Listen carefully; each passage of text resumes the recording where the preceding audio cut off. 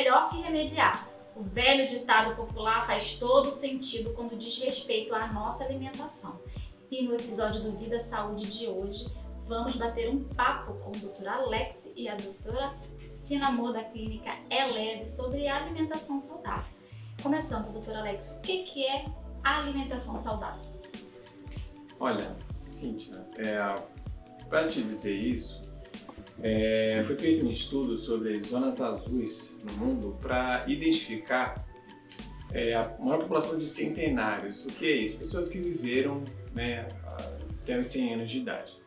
E lá eles identificaram que as pessoas que viviam mais, elas tinham uma distribuição na alimentação de praticamente 90%, 80% a 90% de alimentos vegetais, verduras, alimentos que vêm diretamente de fazendas, da agricultura, e de 10 a 20% de proteína animal. E em cima disso, animais também de que não sofrem qualquer tipo de alteração na sua ração. Então, a alimentação saudável é aquela que você possa adquirir os nutrientes adequados para o seu corpo, assim também como as proteínas, e sim, consequentemente, você poder ter uma vida saudável. Como que a alimentação saudável influi para prevenir doenças? Uma vez que você começa a fazer alimentação saudável, você evitando alimentos industrializados, esses alimentos que fornecem os nutrientes necessários para você, claro que atrelado a uma atividade física, você tem outras medidas que vão se somar à sua alimentação para fazer com que o seu corpo, o seu organismo funcione de uma maneira melhor. E, consequentemente, o seu corpo, com esse ambiente favorável, ele vai funcionar de uma maneira melhor e a chance de adoecimento vai ser bem ínfima. E, consequentemente, vai viver mais tempo, de forma saudável. O que acontece? Hoje os alimentos industrializados eles são super enriquecidos, enriquecidos de algumas substâncias, como as vitaminas, mas não pensa que o alimento enriquecido é o mesmo alimento puro que tem a vitamina vindo da natureza, muito pelo contrário, é até maléfico para o organismo. Fora que os industrializados hoje vêm com uma quantidade gigantesca de sódio, O sal, se você for comparar, se você for realmente ver a olho nu, por exemplo, uma compota de um industrializado, um palmito, se você for ver a quantidade de sódio, se você for tirar o sal dali e for colocar dentro de um copo, você vai ter quase que o equivalente daquela quantidade do palmito em sal. Então, por que a gente consome? Porque a gente não tem essa informação e não tem a noção do que tem ali dentro. Por isso que o ideal realmente é evitar tudo que é industrializado, dar prioridade realmente ao que vem da terra. Falando nisso, a nossa cultura alimentar amazônica é rica em alimentos como frutos e fibras, e queria que você me explicasse um pouco mais sobre o valor nutricional da nossa dieta amazônica. Vamos lá, a gente vai começar pelo café da manhã. Vamos fazer aqui um café da manhã com tapioca e tucumã, Todo mundo adora tapioca e hoje é a febre da tapioca ao invés do pão, A tapioca, ela tem um grande índice glicêmico, ele é um alimento muito calórico, até mais do que o pão propriamente dito, mas não tem o trigo, tá? Agora, a tapioca, na grande verdade, ela tem baixo valor nutricional, a goma, porque é o quê? Industrializado, Você já pegou a mandioca, já industrializou, aquela coisa toda, já virou um pó, já adicionou outras coisas ali para conservar. Então, a gente já deixou de ter o alimento da terra para ter o industrializado. É uma opção a mais no café da manhã. Agora, por ela ter esse valor alto calórico, é interessante, por exemplo, utilizar algumas estratégias alimentares para ganho de peso, mas um ganho de peso com relação a ganho de massa muscular.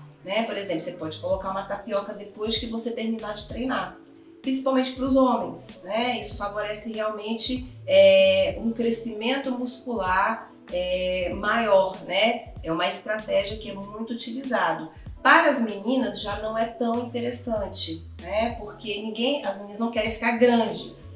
Elas querem ficar mais sequinhas, mais definidas. Então, a tapioca ela pode ser consumida, mas não diariamente. Essa é uma dica muito importante. né? A tapioca, para as meninas, ela pode consumir aí umas 3 vezes por semana.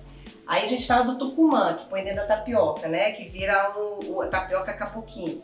O tucumã é um fruto, né, amazônico, riquíssimo em ômega 3. Quando a gente fala em ômega 3, a gente fala de anti-inflamatório, a gente fala de proteção cardiovascular, a gente fala de colesterol, controle do colesterol, controle da glicemia, né? Mas não é para comer uma bacia de tucumã, né? Tudo na medida. Então, isso pode sim ser inserido na alimentação de maneira estratégica. Por que não? Açaí. O açaí é a grande vedete do momento. O açaí, um poderoso antioxidante. O que é um antioxidante? É tudo aquilo que previne a inflamação do seu corpo. Tudo que oxida, né? Antioxidante, antioxidação. Tudo que oxida inflama dentro do organismo. E o que inflama faz substâncias maléficas ao organismo. O açaí ele tem esse poder. E toda vez que a gente faz, né, essa antioxidação, a gente consegue, por exemplo, evitar o envelhecimento da pele, por exemplo. Você retém menos radicais livres, né? E facilita a produção do colágeno, falando da parte estética. Fora os benefícios dentro do corpo, a regulação inflamatória do intestino. E quando a gente fala de um intestino funcionante, sem estar inflamado, né, excretando as toxinas e absorvendo os nutrientes, é pura saúde. Importante dizer, como a doutora Cinnamon comentou, que o grande benefício do açaí puro, né? Quando você começa a colocar leite condensado, açúcar, guaraná, tapioca, você já está alterando toda a composição do açaí. Então você está diminuindo o poder oxidante do açaí, por assim dizer, próprio dele. Então, para você ter os melhores benefícios do açaí, o ideal seria o consumo do açaí sem qualquer adição de outro alimento, principalmente industrializado. Quanto ao valor nutricional dos nossos peixes, né? No Amazonas as pessoas consomem uma média de peixe maior que o resto do Brasil, porém a gente muitas vezes não sabe a origem, né? Como é bom comer peixe, mas que cuidados a gente deve ter? Bom, você tem que avaliar qual é a origem, onde foi criado o animal, né? E existem fazendas onde você tem um criadouro com uma ração sem qualquer utilização de hormônios para crescimento, você não vai ter nenhum problema de fazer o consumo das aves ou das carnes, né? A questão realmente é a procedência da carne, né? De onde está vindo, onde veio a criação, se foi utilizada a ração, qual foi a ração, se foi utilizado ou não hormônios, né, substâncias químicas para acelerar o crescimento daquele animal. Se você vai fazer um consumo desses alimentos que tem uma quantidade excessiva desses hormônios, isso sim vai estar sendo ingerido no seu corpo, assim também como antibióticos são usados. Então isso vai estar alterando a sua saúde intestinal, né? Isso vai ter uma repercussão. Porque hoje em dia já nós sabemos que nós temos uma população de bactérias no nosso intestino que nos faz bem, chamados probióticos. E essa flora vai ser modificada. E uma vez que vai provocar essa modificação, você vai começar a afetar a sua saúde como um todo. Inclusive esses hormônios podem influenciar na própria produção hormonal do indivíduo. Então realmente existe essa repercussão, né? E isso vai acabar afetando a saúde de alguma forma, né? Além dos hormônios e metais pesados que estão presentes nos alimentos que nós consumimos rotineiramente, tem o risco dos agrotóxicos e pesticidas. Inclusive, agora discutido a nível nacional, o governo liberou a aplicação de certos agrotóxicos proibidos internacionalmente. Qual é o risco disso para a nossa saúde, doutor? Bom, o risco infelizmente é enorme. Eu vou colocar para você um estudo que foi feito, né, chamado CISÁGUA, e foi coletada amostras de água em várias cidades do país, inclusive em Manaus. E infelizmente aqui em Manaus, como algumas outras cidades, foi coletado amostras de água em vários locais e foi identificado que apresentava todos os 27 agrotóxicos testados. Ou seja, a nossa água está contaminada. Além disso, consequentemente, a nossa própria alimentação vai estar contaminada com esses agrotóxicos, né? Então, uma sugestão que eu faço sempre para os nossos pacientes é o alimento que tem casca, né? O agrotóxico ele fica em volta daquela casca. Então, se você for comer um alimento que não vai comer a casca, não há problemas. Mas se for comer um alimento que tem a casca, ou por exemplo as folhas, você pode fazer uma medida simples, como colocar imerso um litro de água com bicarbonato, uma colher de chá, deixa de molho por 15 minutos, despreza a água, lave a água corrente e grande parte dos agrotóxicos vão ser eliminados dessas frutas, né, ou dessas folhas que você pode se ingerir. Agora, claro, se a água estiver contaminada com agrotóxico, né, infelizmente vai ter uma certa contaminação. Fica difícil você fugir disso. Infelizmente, agrotóxicos existem relações com geração de várias doenças. Um exemplo é o DDT, que já foi correlacionado com o causa de câncer de próstata, por exemplo. Então, o ideal realmente são alimentos orgânicos, né? Eu sei que o custo é maior, mas o benefício da sua saúde é muito maior também. Existem já também estudos que mostram que a utilização de água ozonizada pode realmente eliminar e quebrar esses agrotóxicos, né? Mas infelizmente ainda não tem disponível aqui em Manaus, mas já tem uma das empresas lá de São Paulo que já, inclusive, já desenvolveu uma torneira onde chega a água, né, da cidade, faz a ozonização dessa água e sai pela torneira. Então já é um progresso vindo, né, utilizando ferramentas para minimizar esses efeitos.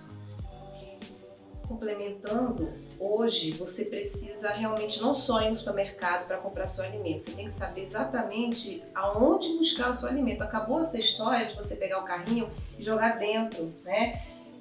Aqui em Manaus já tem alguns sítios que eles abrem as portas, você pode visitar, inclusive você faz as compras lá, os ovos, o frango, os vegetais, então você tem a oportunidade de estar buscando o alimento realmente puro, sem a contaminação. Isso é tão importante que eu vou dar o exemplo da endometriose, né? As pacientes com endometriose, que nada mais é uma doença inflamatória, hormonal, mas que tem um fundo muito importante, que é aquela questão da inflamação intestinal. Se a gente cuidar do intestino, a gente começa a mudar a história do curso dessa doença na paciente. E o que a gente tira na orientação nutricional dessa paciente? Produtos altamente alérgicos ao intestino e os produtos que a gente sabe que já são contaminados hormonalmente, né? Que são utilizados os produtos para o crescimento das aves ou dos animais para a produção. Então, e a gente observa que mexendo com a alimentação já temos uma grande melhora dos sintomas da paciente. Então, a coisa realmente é importante a gente começar a tratar as doenças através do que a gente realmente ingere, ter muito cuidado com aquilo que a gente está trazendo para dentro de casa. Quanto a dietas, né? A gente vê na mídia, na internet em geral, uma série de dietas que as pessoas seguem sem prescrição médica, e as dietas da moda como detox e também a low carb. Do ponto de vista médico, como que vocês avaliam? Eu geralmente eu olho de duas maneiras. Existe a dieta que você vai comer para se manter saudável para o resto da vida. Ou seja, você está bem, você está satisfeito com o seu corpo, você está bem, se sentindo com o seu bem-estar, e você tem o alimento que vai fazer a sua manutenção para o resto da vida, que é o que o Dr. Alexandre acabou de falar. De 80% a 90% de verduras, legumes, leguminosas e vegetais verdes escuros e de 10% a 20% de proteína animal, né? É aquele prato que é cheio de verdura e um pouquinho de carne. Isso é o que está escrito, né? É isso que diz que você vai ter uma longevidade, vai ter bem-estar.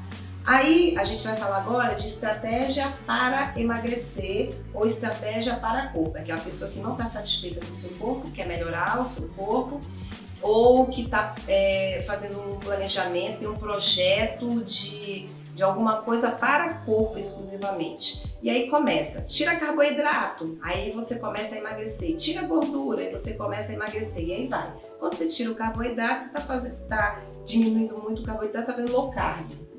É uma estratégia. Quando você faz o jejum intermitente, que você só escolhe 8 horas do dia para comer, o restante você fica em jejum, é uma outra estratégia.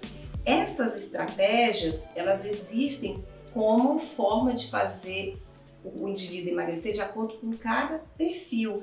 Isso depende da sua atividade diária, o que você faz, o tipo de atividade física, como que você está hormonalmente. Uma pessoa que não está hormonalmente equilibrada, não aconselho fazer jejum intermitente, por exemplo. Né? Então, assim, essa questão das dietas funcionam, são legais e quando aplicadas ao perfil adequado, traz inclusive a saúde, mas não é uma coisa a se viver a longo prazo. Ninguém sustenta esse tipo de coisa, né? A cetogênica, né? A cetogênica, por exemplo, falou-se muito de dieta cetogênica para a saúde. É bacana, é legal. Conheço pessoas que conseguem sustentar isso a longo prazo, fazem uma parada, depois volta. A gente tem que instituir uma dieta para o resto da vida que proporcione prazer. Você tem que ter saúde, mas você tem que ter prazer. O alimento hoje ele é fonte de prazer também, por que não? Né? E assim, a gente é muito contra industrializado, mas a gente vai lá no aniversário, tá o bolo de chocolate pronto. Ninguém vai morrer se você faz 3 refeições por dia. Faz as contas comigo, 3 refeições por dia. Numa semana você está fazendo 21 refeições. Se uma refeição você come industrializado, isso não vai matar ninguém. Se você continua fazendo suas 20 refeições de uma maneira correta. É totalmente equilíbrio, mas é equilíbrio mesmo, é 50-50. Eu costumo falar, de segunda a sexta a gente tem que seguir um cardápio base e final de semana a gente pode ser um pouco bandido, entende? Mas se for dessa maneira, fica equilibrado. Acontece que o pessoal faz o seu dia a dia, né, rico desses outros alimentos, aí realmente o corpo padece, né, ou a saúde padece junto. O ideal é sempre prescrição médica antes de adotar uma dieta. Com certeza. A orientação, uma coisa que eu gostaria de acrescentar nas palavras assim, amor, quando fala dieta low carb, tá, mas que low carb? Né? Você tem todo um cálculo, você tem que considerar nesse low carb, nessa restrição de carboidratos, né? Porque às vezes se você restringir demais, a pessoa até pode engordar, né? Porque o corpo também vai responder de uma forma de reservar ao máximo aquela gordura para ele não queimar, porque ele acha que está passando por um período de fome muito grande. E aí o pobre pode começar a perder músculo, que também não é legal. Agora, tem alguns alimentos que não tem problema você fazer o consumo em grande quantidade, e isso não vai afetar no ganho de gordura, né, no peso. Por exemplo, a couve. A couve é um excelente alimento, alto valor nutricional e tem um baixíssimo índice calórico, né? Então é um nutriente extremamente saudável que a pessoa pode fazer uso, né? A dieta cetogênica, como a doutora Cinnamon comentou, ela é muito boa em pacientes que se adequam, mas sempre para momentos temporários, períodos temporários, porque a gente tem que entender que para ser saudável é necessário que você faça a dieta da manutenção. Você precisa de carboidrato, de proteína, de gordura. O nosso corpo normalmente ele pode chegar a consumir 50% do alimento carboidrato. Então é interessante fazer esses dietas, como a doutora Cinnamon comentou, é saudável para um objetivo específico e por um período temporário. E depois que atingir esse objetivo, você pode voltar a uma alimentação adequada, mas com essas atenções, né, em certos alimentos que você pode consumir ou não, e claro, né, ser um bandido no final de semana de vez em quando. Bom, doutora, em relação ao glúten e à lactose, que tem se tornado vilões da alimentação, como é que vocês podem explicar pra gente os malefícios ou se realmente não é tudo isso que são os vilões da alimentação? Bom, em relação ao glúten, o que a gente pode dizer é que atualmente a quantidade de glúten nos pães, né, esses pães fofinhos, macios, tem uma quantidade de glúten maior do que outros tipos de pães. Então, com o passar do tempo, a ingestão em excesso do glúten ele pode gerar alguns problemas de saúde, principalmente intestinais. O glúten em excesso, determinadas pessoas que estão predispostas a isso, elas podem desenvolver as doenças celíacas, que são realmente os intolerantes ao glúten, não tolera de forma alguma. E tem aqueles indivíduos que têm a hipersensibilidade ao glúten. né, que ele tem uma capacidade de tolerância ao glúten, mas em pequena quantidade. Esses indivíduos podem gerar e sofrer um processo inflamatório no intestino devido ao excesso do glúten. O glúten no intestino ele pode alterar o comportamento das células intestinais que formam uma barreira para o lume, para os nutrientes, né, e para as bactérias ali presentes. Essa alteração pode fazer com que as células intestinais elas sofram algumas lesões e aí todo aquele conteúdo no intestino, inclusive essas bactérias, podem ser absorvidos, passarem por essas células intestinais de defesa. E isso vai começar a ter uma absorção dessas bactérias e vai gerar todo um processo inflamatório, uma cascata inflamatória, que o indivíduo normalmente ele não sente essa inflamação ocorrendo. E isso, com o passar do tempo, sendo perpetuando, vai começar a gerar problemas futuros, né? Então, existe já até correlação, né, de doenças que o indivíduo pode desenvolver, intestinais ou doenças imunológicas, quando o indivíduo tem essa alteração genética e tem alto consumo de glúten. Vale salientar o seguinte, isso não é para todo mundo, tá? Ele falou excesso. Qual é a pegada? É variar o alimento, tá? Não é todo dia pão, né? Não é todo dia tapioca. Alterna. Um dia come pão, outro dia tu come tapioca, outro dia não come nada disso e vai. Porque a grande questão realmente é o excesso, e o excesso é que causa a inflamação, né? Você falou da questão da lactose. O problema, na verdade, não é a lactose, né? O problema é enzimático. Isso já é mais uma coisa das crianças. A criança nasce, tem essa deficiência enzimática, aí ela tem aquela questão da diarreia, e aí sim, ela tem esse problema com a lactose. Aí ela tem que tomar um leite sem lactose, né? Aquela coisa. Mas o problema aqui é a caseína, é a proteína do leite, que é o mesmo raciocínio do trigo, né? Da gliadina, né? Que é o glúten, que inflama o intestino, que aí lesa, né? Machuca as células do intestino e entra o que for lá dentro e vai causando aquela inflamação. E isso, inclusive, repercute em coisas que você nunca parou para pensar. Esse tipo de inflamação pode levar, por exemplo, a sua suscetibilidade a ter enxaqueca. Se você tem enxaqueca e não sabe de onde vem, é o que você consumiu em excesso naquela semana da gliadina ou da caseína, né? Não é todo mundo, tá certo? Isso pode ser colocado na alimentação? Pode, mas não da maneira que é consumida hoje. As pessoas tomam leite o tempo inteiro, quando não é café com leite, é o iogurte, aí é não sei o que, aí bota leite no bolo, é o dia inteiro comendo leite. Então realmente existe um excesso. Todo excesso causa malefício, né?